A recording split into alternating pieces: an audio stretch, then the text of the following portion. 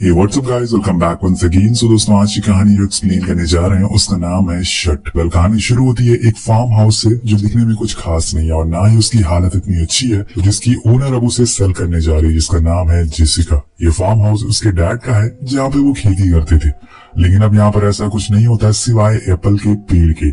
यहाँ में जेसिका के बारे में कुछ और बातें पता चलती है, जैसे कि वो एक डिवोर्स मॉम है, उसके 2 बच्चे हैं, मेसन और जेसन, क्योंकि उसके साथ ही रहते हैं और वो अपना खर्चा एप्पल जैम को बेच कर पूरा करती है। लेकिन अब उसका काम कुछ खास नहीं चल रहा है, इसलिए पैसों के लिए वो इस जगह को बेचकर शहर की तरफ जाना चाहती है। लेकिन दिक्कत ये है कि इस जगह को कोई खरीदने को राजी नहीं है, क्योंकि जैसे कि मैंने आपको बताया कि घर की हालत बहुत ही ज्यादा खस्ता है। सीलिंग उखड़ चुकी है, पूरा बाथरूम लीक हो रहा है, बेडरूम में फैन सीलिंग बहुत नीचे है और एक स्टोर रूम है जिसका गेट की हालत इतनी खराब है कि वो बाहर से ही अपने आप बंद हो जाता है। उसके बाद उसे अंदर से कोई खोल नहीं सकता और इन सब चीजों के होने के बावजूद ये लोग जैसे तैसे यहाँ पर दिन गुजार रहे हैं।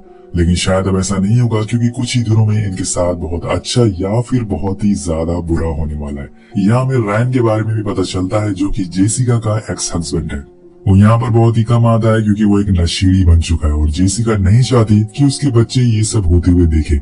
यहाँ जेसिका के लिए एक और मुसीबत आ पड़ी थी, वो थी उसके एप्पल जो कि सीजन से पहले ही सड़ चुके थे, जिस वजह से उसे बहुत ज्यादा नुकसान हो चुका है। वह अब हर रोज की तरह वो अपने कामों में बिजी होती है। कुछ सामान लेने के लिए वो स्टोर रूम में जाती है, लेकिन जैसे ही हमने आपको बताया था यहाँ का गेट अपने आप बाहर से बंद हो जाता है। तो अब यहाँ उसका गेट बंद हो चुका है और जेसिका को समझ नहीं आता कि वो कैसे खुलेगा।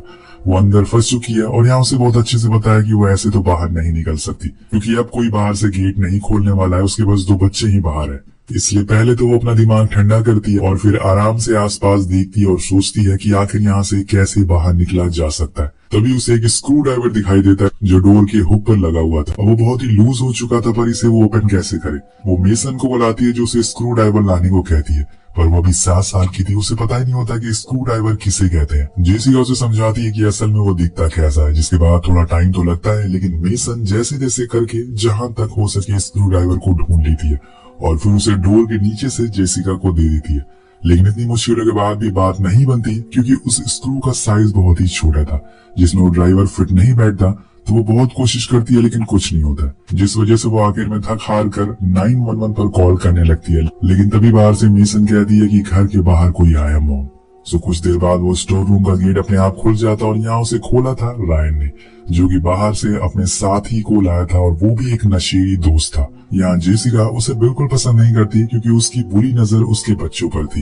वो फौरन रायन से सैमी को यहाँ से बाहर जाने को कहती है और उसे भी समझाती है कि तुम ये सब छोड़ दो, हमारे बच्चों के बारे में सोचो। लेकिन वो नहीं मानता। इसके बाद वो उसे बताता है कि हम दोनों यहाँ कुछ महीने रहने आएंगे, क्योंकि हमारे पीछे पुलिस पड़ी हुई है और हमारे पास पैसे भी नहीं है। तो जेसिका साफ साफ मना कर देती है और वहाँ से जाने को बोलती है। अब उन दोनों की बातें यहाँ पर रायन का दोस्त सैमी सुन लेता है और रायन से कहता है कि क्यों ना इसे वही स्टोर रूम में बंद कर दो। तो रायन भी उसकी साइड लेता है और फिर वो दोनों उसे पकड़कर उसी स्टोर रूम में बंद कर देते हैं। दोस्तों अब इस बारी वो डोर के बाहर लकड़ियों को ड्रिल कर देते हैं ताकि वो आसानी से खुल ना सके। जेसिका चिल्लाती है, चीखती है, लेकिन वहाँ उन लोगों के अलावा कोई और भी मौजूद नहीं था। ये सब वो छोटे बच्चे भी देख रहे थे, पर यहाँ वो कुछ नहीं कर सकते थे। इसलिए अब उसे जो भी करना है बहुत ही सोच समझ कर करना होगा। उसके दोनों बच्चे बाहर हैं और दोनों पागल इंसान भी बाहर है, उनके साथ कुछ भी कर सकते हैं।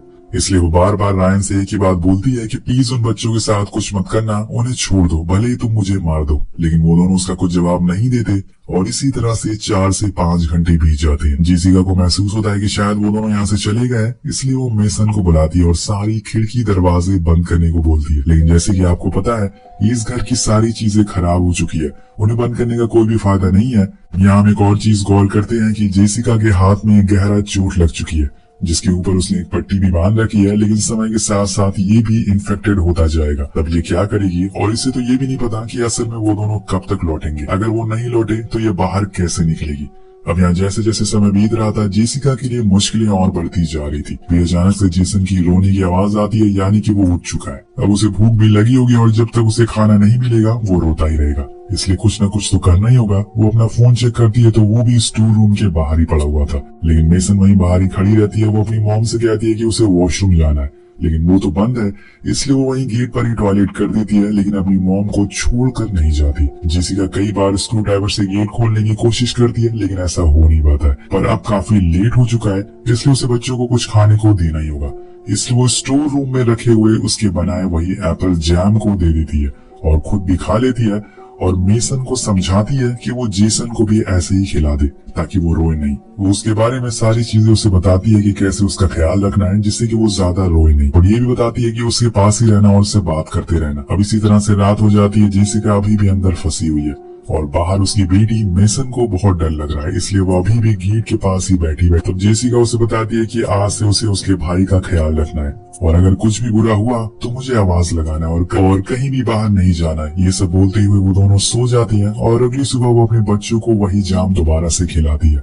लेकिन अब उसे खुद पे गुस्सा आने लगता है। वो खुद को बहुत ही बुरा भला कहती है क्योंकि वो एक अच्छी माँ नहीं बन पाई। अगर उसके पास पैसे होते तो वो अपने बच्चों को यहाँ से दूर ले जा पाती, लेकिन अब उसने ठान लिया है कि वो कैसे भी करके यहाँ से बाहर निकल कर रहेगी। अब बहुत सोचने के बाद उसके दिमाग में एक आइडिया आता है, क्यों ना वो स्टोर रूम के फ्लोर पर एक गड्ढा करके नीचे बेसमेंट में पहुंच जाए और फिर बाहर से गेट के अंदर आ जाए। लेकिन इसके लिए उसे एक एजी टूल चाहिए जिससे वो गड्ढा कर सके। तो वो मेसन को आयरन रॉड लाने को कहती है, लेकिन वो उसे कहीं भी नहीं मिलता और वो फिर से एक बार उसे वही स्क्रू ड्राइवर दे देती है। अब उसके पास इसके अलावा कोई ऑप्शन नहीं था तो वो उसी से फ्लोर को खोदना चालू कर देती है।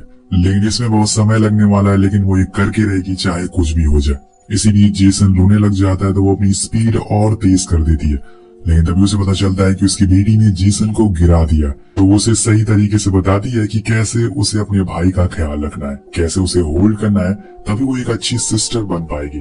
तो मेसन उसकी सारी बातें मानती है और फिर बाद में वही सब चीजें करती है। अब यहाँ जेसिका धीरे धीरे ही सही लेकिन काफी हद तक गड्ढे को खोद चुकी थी, लेकिन इतनी देर लगातार काम करते हुए वो थक जाती है और आराम करने लगती है। अभी बाहर से मेसन कहती है कि मॉम, घर के बाहर कोई आया है, जिसे सुन के वो बहुत ज्यादा डर जाती है और फौरन उसे कहती है कि वो जाकर अपने भाई के साथ ऊपर वाले रूम में लॉक कर ले और जब तक वो ना आए तब तक गेट ना खोले। इसलिए वो फौरन उसकी बात मानकर ऊपर चली जाती है और इधर हम देखते हैं कि वो शख्स सैमी होता है जो स्टोर रूम के बाहर आकर खड़ा हो जाता है और जेसिका से बच्चों के बारे में पूछता है। तो वो कहती है कि वो बच्चों से दूर रहे वरना बहुत बुरा होगा। अभी ऊपर से जेसन की आवाज आती है और उसे पता चल जाता है कि वो दोनों ऊपर ही हैं, इसलिए वो स्टेयर से ऊपर जाने लगता है। तभी जेसिका उसे बुलाती है और कहती है कि रुको रुको, मेरे पास तुम्हारे लिए कुछ है।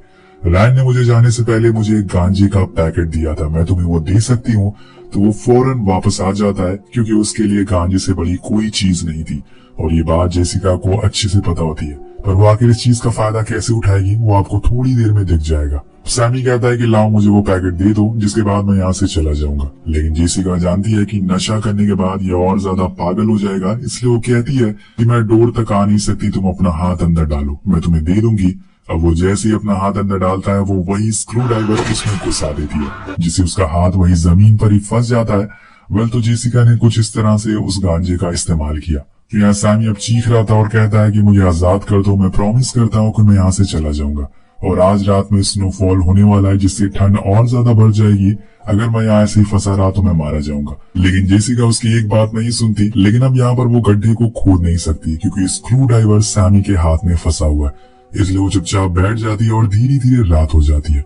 और उस रात में सच में टेम्परेचर बहुत ही गिर जाता है, जिसकी वजह से बाहर लेटा सैमी कांप रहा होता है। वो बार बार जेसिका से कहता है कि मुझे फ्री कर दो, मैं प्रॉमिस करता हूँ मैं तुम्हारे बच्चों को कुछ नहीं करूंगा। इसके बाद वो उसे रैन की कई सारी बातें भी बताता है कि कैसे वो और लड़कियों के साथ बाहर जाकर मिलता है। तो ये सब वो जानबूझकर कर रहा था ताकि वो इरिटेट होकर उसे फ्री कर दे, लेकिन ऐसा होता नहीं है। और तभी अचानक से लाइट चली जाती है। पूरे घर में अंधेरा हो गया था और यहाँ अंधेरे से मेसन को डर लगता है, इसलिए वो नीचे अपनी मॉम के पास आने लगती है और जेसिका उसे आवाज लगा के मना करती है कि बेटा नीचे मत आना, लेकिन वो फिर भी नीचे आ जाती है। अब अंधेरे में उसे वहाँ सैमी नहीं दिखाई देता, पर सैमी मेसन को देख लेता और उसे पकड़ लेता है, जिसके बाद वो जेसिका को वार्न करता है कि अगर उसने उसे फ्री नहीं किया तो वो जेसन को मार देगा। अब यहाँ वो करे तो करे क्या, तभी उसे वहाँ पेट्रोल मिलता है तो वो सैमी के हाथ पर डाल देती है और आग लगा लेती है, जिससे कि उसका हाथ जलने लगता है और जिस चीज का फायदा उठाकर मेसन वहाँ से भाग जाती है। लेकिन वो आग ज्यादा भड़क जाती है और स्टोर रूम में भी लग जाती है, जिसे काबू कर पाना बहुत ही मुश्किल हो रहा था, पर वो जैसे तैसे सुबह तक उसे कंट्रोल कर ही लेती है। अब इतना सब कुछ होने के बाद जेसिका अब हार मान चुकी थी। वो बच्चों को बचाते बचाते थक चुकी थी, जिसके बाद वो बस लेट जाती है और सोचती रहती है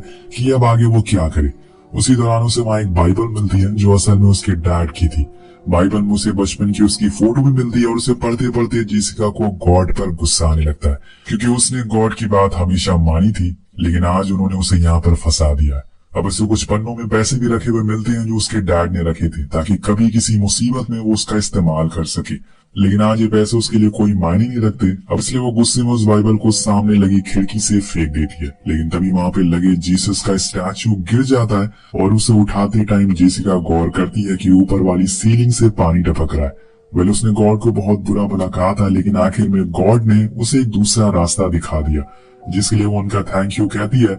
अब यहाँ जेसिका के दिमाग में एक आइडिया आता है कि असल में जहाँ से पानी लीक हो रहा था उसके ऊपर बाथरूम है। वो अगर चाहे तो उस जगह की वुडन सीलिंग को उखाड़ कर ऊपर पहुंच सकती है, लेकिन इसके लिए उसे किसी टूल की जरूरत पड़ेगी क्योंकि उसके हाथों में चोट लगी हुई है। उसी दौरान उसे स्क्रू ड्राइवर का ख्याल आता है। वो सैमी के पास जाकर देखती है तो वो बेहोश पड़ा हुआ था और वो धीरे से उसके हाथों से वो स्क्रू ड्राइवर को निकाल लेती है और फिर उस वुडन प्लेट को हटाने लगती है। वो बहुत ही ज्यादा गीली हो चुकी थी जिस वजह से उसे निकालने में ज्यादा टाइम नहीं लगता और फाइनली वो उसे निकाल कर बाथरूम तक पहुंच जाती है जहाँ से वो आसानी से अपने बच्चों तक पहुंच सकती है।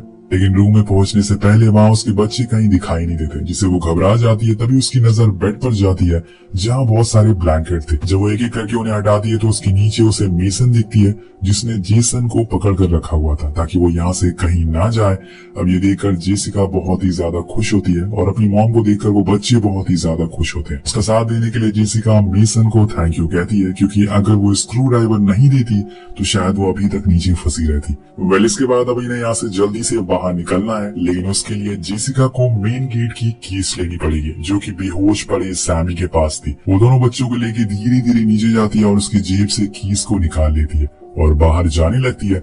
लेकिन आज बाहर बहुत ही तेज बारिश हो रही है और ऐसे में बाहर जाना सही नहीं है। ऊपर से उसके पास दो बच्चे भी हैं, इसलिए वो दोनों को ऊपर रूम में छोड़कर बाहर आ जाती है और फिर कार की विंडो को तोड़कर अंदर से कुछ खाने का सामान निकालती है। लेकिन उसकी आज किस्मत बेकार है। आते समय उसका पूरा खाना गिर जाता है। लेकिन उसे बड़ी मुश्किल ये बात थी कि सैमी अभी मरा नहीं है, उसे होश आ गया था और उसने अब अंदर से मेन गेट को लॉक कर लिया था। तो जेसिका फौरन खिड़की को तोड़कर अंदर घुस जाती है ताकि अपने बच्चों को बचा सके। लेकिन जैसे ही वो अंदर घुसती है तो देखती है कि सैमी ने जेसन के गले पर चाकू रख लिया। वो कहता है कि अब मैं अपने बदला लेकर रहूंगा, तुम बस देखती रह जाओगी। उसे देखकर जेसिका उसे माफी मांगती है और कहती है कि उसे छोड़ दे, लेकिन वो नहीं मानने वाला था और इसी दौरान वहाँ रायन भी आ जाता है जो सैमी से जेसन को छोड़ने को कहता है। तो वो उसकी बात मान लेता है, लेकिन यहाँ वो आधे दिमाग का था। उसे लग रहा था कि शायद उसने बच्चों के साथ कुछ गलत किया है, इसलिए वो उसे मार डालता है। अब यहाँ जेसिका रायन को काफी अच्छे से जानती है। उसे ये पता था कि अगर उसने गुस्से से काम लिया तो वो सबको मार डालेगा क्योंकि वो आधा सन की किस्म का इंसान है।